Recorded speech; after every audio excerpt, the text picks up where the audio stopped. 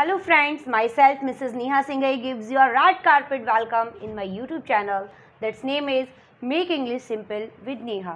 दोस्तों आज मैं आपके लिए लेकर के आई हूँ 10th क्लास जनरल इंग्लिश का एक और पोएम जिसका नाम है wind and this poem is written by R.L. Stevenson. R.L. Stevenson के द्वारा ये लिखी गई कविता है जिसमें उन्होंने विंड के बारे में बताया है और इसको पर्सोनिफाई किया है। पर्सोनिफाई का मतलब होता है ह्यूमनाइजेशन और हिंदी में हम कहते हैं मानवीयकरण। मतलब उन्होंने विंड को एक चलते फिरते लेडी के रूप में जाना है और उसको उसके हाव भाव को, उसकी गतिविधियों को, एक्टिविटीज़ को उसी के रूप में वर्णित किया है। तो चलिए बिना टाइम गवाए हम बढ़ते हैं अपनी कविता विंड की ओर।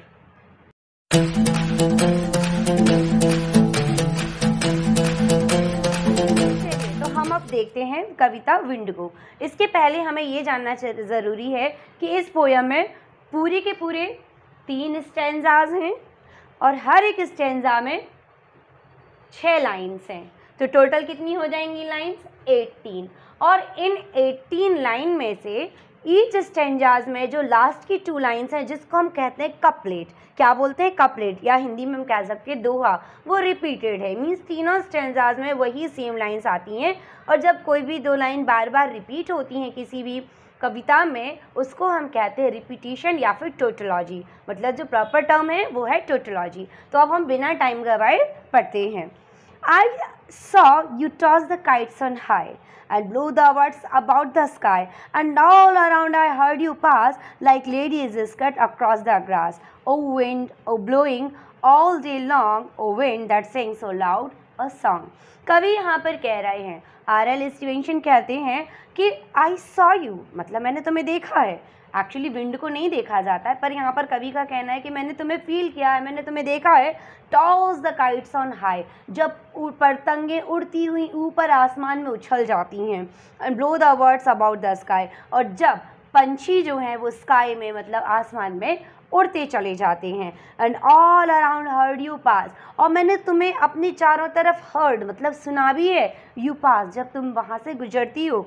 Like ladies skirt across the grass, बिल्कुल उसी तरीके से जैसे कोई घास पर सूखी हुई घास पर कोई लेडीज़ का जो लेडीज़ होती हैं उनके स्कर्ट्स उस पर निकलते चले जा रहे हैं। मतलब जब कभी सूखी घास या सूखे पत्ते पर कोई चीज़ चलती है तो जो आवाज़ आती है तो कभी उसी आवाज़ को फील करते हुए कह रहा है कि मैंने तुम्हें देखा है जब पतंगे ऊपर उड़ती हैं, बर्ड्स ऊपर उड़ते हैं, और मैंने तुम्हें सुना भी है जब तुम मेरे पास से गुजरती हो। बिल्कुल उसी तरीके से मैंने सुना है लाइक लेडीज़ स्कर्ट। बच्चों मैं आपको यहाँ पे एक चीज़ बताना चाहूँगी, जब कभी भी लाइक के बाद कोई नाउन होता है तो उसको हम कहते हैं सिमली और हिंदी में हम कहते हैं उपमा। आपने उपमा अलंकार हिंदी में पढ़ा होगा। तो यहाँ पर मतलब की तरह, लाइक का मतलब क्या हो जाता है? की तरह। तो यहाँ पे कवि किसकी तरह आवाज़ सुन रहा है कि जिस तरह से कोई लेडीज़ का स्कर्ट ग्रास पर चलता है वैसी आवाज़ें मैंने तुम्हारी सुनी हुई हैं। ठीक है, तो अब now we move to the next stanza. अगले स्टैंजा में हम देखते हैं क्या बोलते हैं R.L. Stevenson ji. I saw the different things you did, but always yourself you hid. I felt you push, I heard your call, I could not see yourself at all. Oh wind, oh blowing all day long, oh wind that sings so loud a song. कवि कह रहा है कि मैंने तुम्हें देखा है।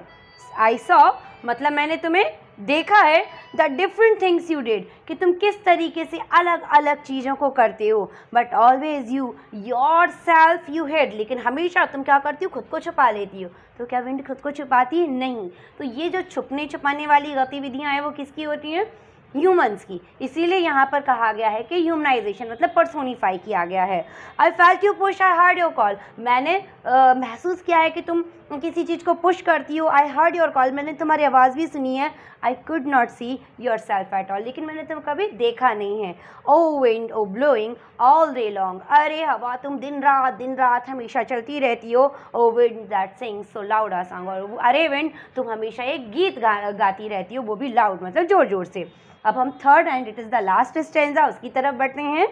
Oh, you that are so strong and cold, oh blower, are you strong, young or old? Are you a beast of field and tree? Are you just a stronger child than me? Oh wind, blowing all day long, oh wind that sings so loud a song. कवि कहता है, O अरे you that are so strong and cold, तुम बहुत ही strong हो, and cold, cold मतलब तुम ठंडी भी हो, चिल भी हो। वो ब्लोअर, और यू आर यू यंग और ओल्ड, लेकिन ये बात बताओ, ब्लोअर मतलब बहने वाली, हमेशा चलने वाली, कि तुम यंग हो या ओल्ड हो, मतलब जवान हो या वृद्ध हो। Are you a beast of field and tree, कि तुम कोई पेड़ हो या कोई बीस्ट हो जो फील्ड में चलता रहता है। बीस्ट का मतलब होता है आ बिग साइज्ड एनिमल, ठीक है। बिग साइज्ड एनिमल मतलब एक बहुत ही बड़ी सी कदकाठी वाला एनिमल या जानवर कह सकते हैं। और just a stronger child than me, या तुम सिर्फ एक छोटा सा बच्चा हो जो मुझसे ज़्यादा स्ट्रॉन्ग है। ओके तो यहाँ पर कवि ने विंड को कभी उससे पूछा है कि तुम बूढ़ी हो कि जवान हो, कि तुम फील्ड में दिखती हो, कि तुम सिर्फ हवा हो जो ट्रीज़ पर लहराती हो, या तुम एक छोटा सा बच्चा हो जो मुझसे ज़्यादा स्ट्रांग है। ओ विंड अ ब्लोइंग ऑल डे लॉन्ग, अरे विंड तुम हमेशा चलती रहती हो, पूरे दिन रात चलती रहती हो। O wind that sing so loud a song, और विंड तुम हमेशा एक सॉन्ग गाती रहती हो। तो बच्चों हमें यहाँ पर एक चीज़ याद रखनी पड़ेगी कि इस कविता में 18 लाइन्स हैं, जिसमें 2 लाइन्स बार बार रिपीट हुई हैं, जैसे मैंने आपको बताया, दैट इज़ कॉल्ड टेट्रोलॉजी। और दूसरी चीज़, this is written by R L. Stevenson and this is a nature poem. जैसे हम लोगों ने जब फर्स्ट कविता पढ़ी थी अपनी light the lamp of the love, तो वो एक प्रेयर फॉर्म में थी, ठीक है। लेकिन ये जो कविता है इसको हम कहेंगे पोयम ऑफ रोमांटिसिज्म, और इसको कहते हैं नेचर पोयम। तो आई होप आपको ये कविता अच्छे से समझ में आ गई होगी। Thank you.